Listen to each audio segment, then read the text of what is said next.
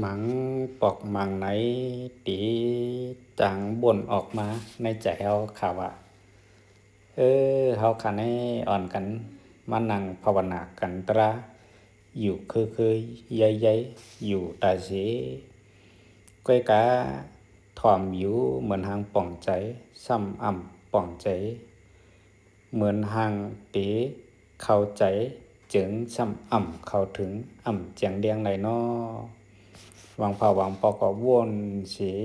จางเฮ็ดให้ใจโอนใจอ่อนจางหย่อนยันในการภาวนามาก็มีจิตใจนั่นจางเอาขึ้นมาหลอกมาเหรียญสีเยาเฮ็ดให้จิตใจเฮานั้นหย่อนยันในการภาวนากว่าก็จางมีมาก้อยกาเป็นเจียงหือก็ยาไหนเฮาขาดตัวเอาในป่าเถินไม่ลำเขียวนะนูต้นไม้อ่อนอันตึกห่อนหาพุดออกมาใหม่นั่นอ่ำใจเลยว่าตีไรฮับเชียงเดียบเชียงวันกำชื้อมันตีไรใจขิงกะลาข้าวยามสีแดงคัดรัดเฮ็ดให้ตุนตูมันนั่นพุดออกขึ้นมาสีเย้าเหอมันปบป่น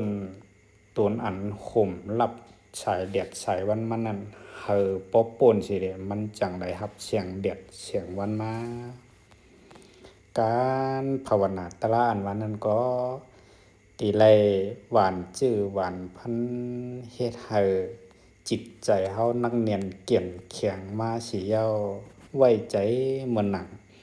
เมไก่งอมไข่แน่นสิเด้มือมันงอมกว่ามือถึงขิงกะลาข้าวยำเต็มทนมาเย้าลูกไก่อันอยู่ในไข่นั่นก็ตีเตียกออกมาหันต้องผ้าหันเสียงเดือนเสียงวันการภาวนาตราเฮาค่ะก็มือเฮาภาวนากว่าคัดจิตคัดใจกว่ามือจิตใจเฮานักแน่นเกี่ยนแข็งปิงปออาวิชชาตัณหาอันห่มตับรับไว้ในธรรมะชัจจะอำปันเฮาเจียงเดียงนั้นวันหนึ่งก็ตีเตียกเดี๋ยวออกกะลอยเฮียงหมาตัดขาดปาดแป๊ดนี่เปิ้นนั้นได้เฮาขาอยากปีภูมิเนียดข้านเนียดก้านกันค่ะเนาะ